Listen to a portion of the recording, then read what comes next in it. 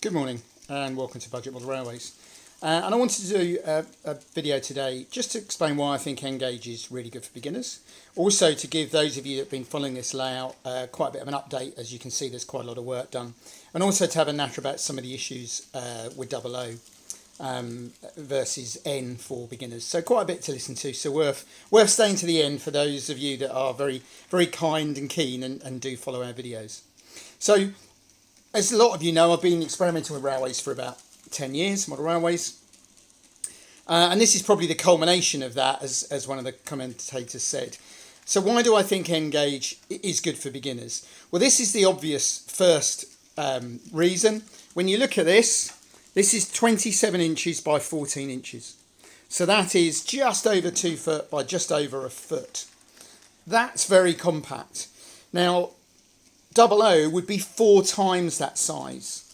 So over 4 feet by probably nearly 2.5, 3 feet. Now that makes a big difference actually in the amount of room it takes up. And yet in this space, I've got everything you could want really from a conventional model railway. I've got a loop. I can watch trains go round as I'm doing at the moment. I've got an Inglenook shunting puzzle there. I've got a 2-road goods yard. Just trying to move the tripod. This operates as the third siding and that operates as the head shunt. So I've actually got a very good Inglenook shunting puzzle in there. Over the back here, I've got a passenger station. I've got a siding that in this case I've got a little rail bus in. I'm following the Continental model so I can have the platform in the middle and put some walking boards over. So on a small layout, I've got a station and I've got a goods yard. I've also got a little town in there. So I've got everything you'd want in a space 2.5 foot by just over a foot. Now this is possible because I'm using Kato track. It's because this is a 12-inch diameter curve. The reason this works better than using Flexi track is you don't get any of the kinks or wriggles that you tend to get in Flexi track. Now you could use Pico track and do first radius, and that would add about 6 inches to each dimension, but it would still be pretty compact. So that's the first reason why I think N is really good for beginners. As I say, stop and think. This is a relatively modest layout. It would be 4 times the size in double O. And in many ways, that's the problem with double O. It's huge. They're really nice models, but that's really what they are. They're models. It's a scale almost designed to get lots of detail in effect into the smallest package. Yes, I know about TT, and let's see what happens to TT. But TT is a third bigger than this because of what's being produced, largely large locos, still only first radius track. It still won't bring the benefits of N. It's good, but it's not good enough. In my view, if they were going to do TT, they should have done a lot more shunting locos so that people could take use. What they've tried to do is use TT to run big trains in a small space. And if you want to run big trains in a small space, in many ways, the answer is N, not TT. And the problem with double O that we've discovered is even with our huge shed, 12 foot by 10 foot, you're still only talking about relatively small trains.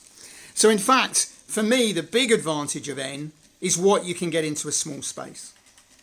Then you've also got the advantage of this, Kato. The pocket line range completely blows out of the water anything available in double O. £40 for a locomotive and 2 wagons, and not just any old locomotive, an extremely smooth running locomotive that will crawl over points, and it just isn't available in double O at that sort of price point. Yes, of course, there's some wonderful slow running locos in double O, 100, 150, £200. At least Hornby do a budget range. It's not a very good range. It's not very big. It's not very cheap. And the smaller locos that you'd want to run on a small layout aren't that great. They can be made, if you're lucky, to run round slowly and over points, but it's not guaranteed. And they're substantially more expensive than the Kato range. And in the Kato range is a great little steam loco that you've seen me talk about before. So for me, modelling this kind of 3 lance N has the advantage of space and price. And another advantage of N for beginners is because you're only using a quarter of the space, the scenery takes a quarter of the time. You're only building a quarter of the amount of scenery. So it comes along pretty quickly. This layout, I think I'd have to check back, it's a month, something like that, of evenings to do. And it's come along very well. Yes, the Kato track is not the cheapest, but it's not substantially more than Pico track. Yes, the points appear to be expensive, but in fact, compared to a Pico or anybody else's point, where you've then got to buy a point motor and a mounting plate, they're much cheaper because the point motors are integrated into the track. And neither do you have to find somewhere to put the point motor, buried underneath or in a cabin by the side, because they're integral. And if you do what Doug's done, which is wire them into standard DP-DT switches, which cost us £1 or something each from China, it's quite a cheap way actually of getting a powered point. We obviously use our cheap PWM controller, which obviously helps the price. So for me, N is much better for beginners. The trouble is with 00, people rush out there, they buy a Flying Scotsman and 3 big coaches, and then they find they can't get that round a sensible size layout. So the hunt goes on for a big space in the home to put it or store it. And this is why, in my view, a lot of people never make a model railway, because of the space needed. They rush out, they either plan to buy or they do buy large locos and then discover they need a lot of space. If they go and buy the 040s and the 060s, at least the cheap ones, they won't go around the points and so on easily, so you don't get a reliable loco unless you want to spend a lot of money. I can actually get Kato Bobo electric locos and diesel locos around this layout quite happily, because the Kato stock is designed to go around, believe it or not, a great many of them, 12-inch diameter track. UK first radius is 18 inches in N. It's 2.5 feet in 00. So a great many of the locos that people buy won't go round less than second and third radius track, at which point you're looking at 4 foot by 6 foot as a minimum, which is why that's often quoted. So 00 for me, the main problem for beginners is size and space, and you can overcome that so easily with N. N, if you run Kato, is substantially cheaper. If you use the Pico wagon kits, £10, £11 a kit, quite a cheap way of getting an N-gauge wagon, certainly much cheaper than 00.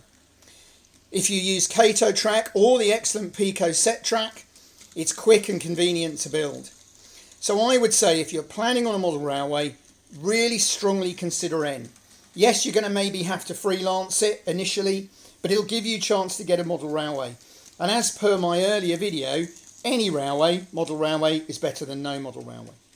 Right, so that's why I think if you're planning a model railway, think very hard about N, think about Kato, and think about Pico. So let's have a little look around the layout for those that have been following it. We've now got some vehicles added, the masts, road crossing there. Got a few figures. I've got to get some more, but we've got a few figures in there. Goods yard's largely finished. I solved the problem on the top of the hill. Couldn't find a building I liked. And I remembered that I got a nice Metcalfe pillbox, which painted up and scattered in there looks great.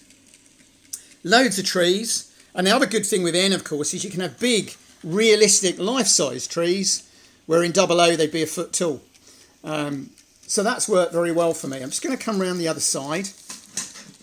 I'm still toying on whether to put a back scene on this or not, or to leave it so I can do that and come round the other side to see things. And I'm probably going to do that because it's going to be quite good from a video point of view to be able to show a 360 roundabout. There we go. So there's quite a nice looking layout. Doesn't take much space. Didn't cost me a great deal to do. Worth thinking about. Now I will just mention the track plan. It's not mine. It's Cyril Freezer's that I got it from. It's just a loop, 2 sidings for the goods yard and a siding for the passenger train. Now in fact, if you put a short passenger train in and a short goods, you can alternate, you can shunt on it. So at whatever gauge you're doing, whether you're doing 00, TT or whatever, give a lot of thought to this track plan. Yes, I know not everybody likes tail chasers. I've got a little bit of a hill there to break it up. This, if you like, is my signature layout. A village, a road that goes diagonally across the layout to give you the hill and the level crossing, and a village and so on in there.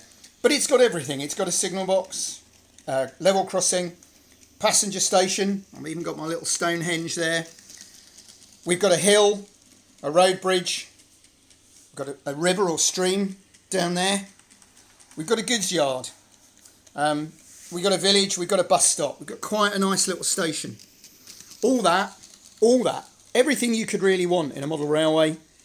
Just over 2 foot by a foot. I've even got my point switches and my controller integral underneath. I literally plug it in and play trains. And because it's so compact, it'll store anywhere. And I can do this.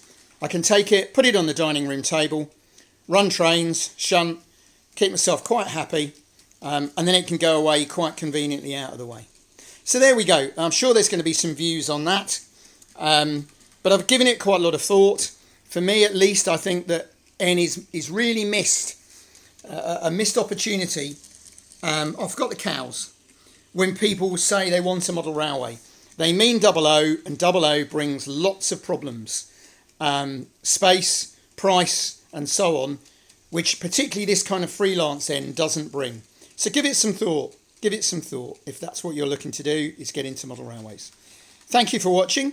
I will be doing some more videos. I promise I will do an operational one showing you the operating potential of this layout. But for today, thank you for watching.